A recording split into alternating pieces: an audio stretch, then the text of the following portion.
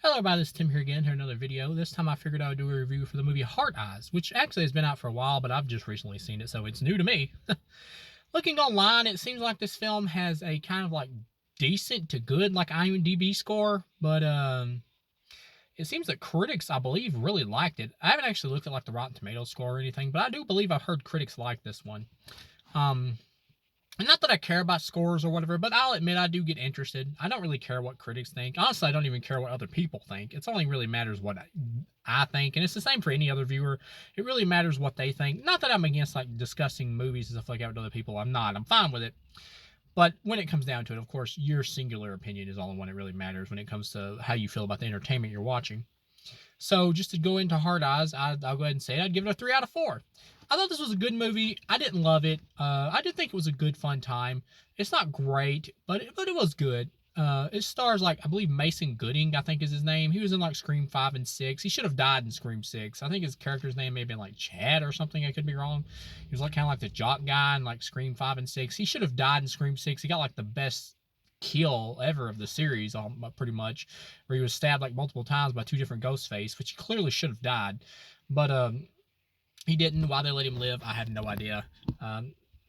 But just jump into this movie. I believe his name's Mason Gooding. I'm pretty sure he's Cuba Gooding Jr.'s son, but he's a likable actor. He does good here. Pretty much Hard Eyes is about like a slasher killer named Hard Eyes because he wears a mask with like two heart eyes on it, where he targets people on Valentine's Day, couples on Valentine's Day, and kills them and takes them out randomly. Just any couple he sees, basically, I guess. And there's this girl who works at like this, I believe this ad executive company. She makes like this shitty ad about love or whatever because she just went through a bad breakup. And she, of course, meets like Mason Gooding's character, who's getting a job at the same, or who has a job at the same place, who's brought in to kind of like help come up with a new ad for the company. And you get the idea, of course, that they have chemistry together and that they're kind of going to hit it off. And you get like this kind of funny scene where she actually headbutts him in the face at the beginning and his nose is like bleeding and stuff. I'll say this about the movie. I didn't expect this movie to be so funny. Like, it deliberately tries to play up the comedy. It creates gags to play up as a joke. And I'm not really a fan of that kind of stuff when it comes to like horror comedies. The reason why is because I think the best horror comedies are stuff like Return of the Living Dead, where the comedy, I mean, comes from how just ridiculous and crazy the situation is, you know, like Evil Dead 2. Whereas this movie stops more like Return of the Living Dead Part 2, which is not as good, to like try to create gags. Like there's a scene where the chick like has her vibrator in her room or whatever, and it falls down on the ground and is like buzzing or whatever after she like has to throw it at the killer, and her and Mason Gooding are like running off out of her room. It's like buzzing as the camera pans down on it. I'm like, I don't really need that. That kind of comedy doesn't work for me. And the movie just kind of has too much of a ridiculous light tone to it, where it's trying to be fun and it doesn't want you to take it too seriously. It's trying to be more of like a 90s slasher in the vein of like Scream and those kind of movies and stuff like that that came out in the 90s, where it's trying to hip it up a little bit, whereas 80s slashers were more just straightforward. They were just straightforward, like Friday the 13th and all them, where they took themselves seriously, at least up until like Friday the 13th Part 6, where they did add more comedy into it. But even after that, the majority of those movies took themselves seriously. And pretty much the same thing with the Nightmare on Elm Street films until like you get to Freddy's Dead. Whereas like these more 90s ones are like kind of like wink wink, you know, we know this is silly, where I'm not as big a fan of that kind of thing as I am like the whole 80s approach and all that. And of course you get the scene at the end, just like out of Scream, where the killers are there and they're like, well, since this is the climax of the movie, we might as well tell you the entire plot. It's been done to death so many times. Pretty much it's just the killer, or spoiler alert, killers, as you find out later. There's actually like 3 of them. One guy who we don't even know, and they kind of treated as a joke, where he was just like a fanboy of the other 2.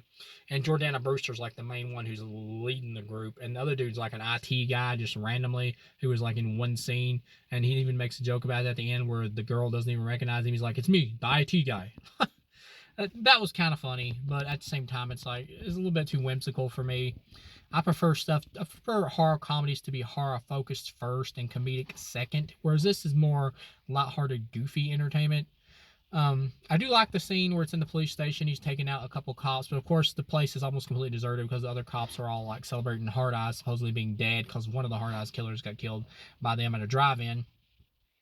Um, where they were being attacked. And it is kind of cool at the drive-in massacre where you get a couple people taken out. And even after that, the police station, like I said, you get the killer like with the lights off and his hard eyes light up and he's kind of got like, night vision. That was kind of cool.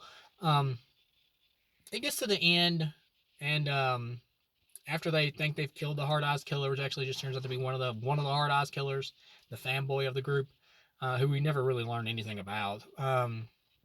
That Jordana Brewster, who's a cop in the film, is revealed. Her partner is Devon Sawa, who's just in a little bit of the film. He gets killed. He gets like hit in the dick with the big blade from the hard eyes killer, which at first I figured that Jordana Brewster, because how weird she was acting, might be in on this. And just because it's Devon Sawa, I thought maybe he, is in league with her. Maybe they're the killers. But no, it's just her and like the random Asian IT dude.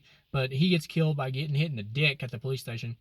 You do get some fun like action scenes and stuff like that where the killer's like trying to go after Mason Gooding while he's being questioned or whatever. And he's handcuffed in the police interrogation room and he's like trying to hit him and he's got his chain wrapped around his or a handcuffed to a chain to the desk and he's like trying to dodge the killer. That was kind of fun. And of course you get a scene where the girl is like shooting with the cop's gun like straight in front of the killer, like just a few inches away, trying to hit him, but she misses every shot. And Mason Gooding even makes a joke about it, like, you're a terrible shot. Kind of humorous, but at the same time I like he's that close and you still miss. That's kind of stupid. You get to the end or whatever where like I said, the killers reveal the entire plot, and all throughout the movie her and Mason Gooding keep going, we're not really a couple, and they're like, yeah, but we saw you have that really passionate kiss, so that's why we went after you. So it's all that like, oh, they're gonna get together. And I'll say again, I'm not a big fan of romantic comedies and that kind of stuff, so right off the bat you're kind of losing me a little. You're not engaging me as much by going in that style, but at the same time I was still having fun with this movie. So when you get to the end, when the killer showdown, it is kind of fun, but at the same time, the killers, like, their plan is kind of stupid. They give her a gun and say, you gotta shoot yourself and we'll let him go, or you can shoot him, we'll let you go. And of course, they don't think that she would just shoot one of them, and like Mason Gooding's character could just like get out of the way, and that's pretty much what she does. She shoots Jordana Brewster, and I'm like, you guys didn't know she could do that? That's kind of stupid. Or might do that. That's kind of stupid. But she shoots Jordana Brewster, but doesn't kill her, and Jordana Brewster like charges after her, and I mean that like I do like this scene, this funny scene where Mason Gooding's like talking to the killer Asian dude or whatever, the IT guy whose name I don't even remember, because he's completely forgettable as the killer, because it's just meant to be a joke that you would never have guessed who he was, because there's only like one scene. Like I said, they're trying to do a little bit of that Scream wink wink stuff shit, like trying to turn it on its head a little. But he gets like, I do like the scene where Mason Gooding's like, you talk too much, man. And he stabs him like, I believe in the side of the face, like through here with an arrow, like through his nose. And he falls backwards, gets set on fire. And Jordana Brewster gets like decapitated by being shoved into the statue with a big blade on it. That was kind of cool. And then like the dude who got like set on fire and everything and stabbed to the face, he's like still alive for a little bit, and then Mason Gooding grabs the arrow shooter thing that the killer had and shoots him one more time in the face, and that kills him. I believe it might have been in the head, but that kills him. Of course, you get to the end, it's a happy ending. They're kissing or whatever at the same drive-in they were chased at. And it's like, oh, how sweet. They're a couple. And she's like, will you marry me? Like, she actually jerks out the ring because he had a ring and you thought he was going to propose, but really he's asking, will you move in with me? But she wants to get married. So, yeah, it's kind of a sweet ending. And then you get like these two little cheesy hearts in the sky where I'm like, it's a little much there, man. So, yeah, I'm sorry about hitting my phone there. But, yeah, overall, this is a 3 out of 4. It's a good time. I liked it. I didn't love it. It didn't blow me away. Would I buy it? Yeah, sure. It's a good movie. It's just not anything mind-blowing. So, thank you guys for watching, and I'll see you again.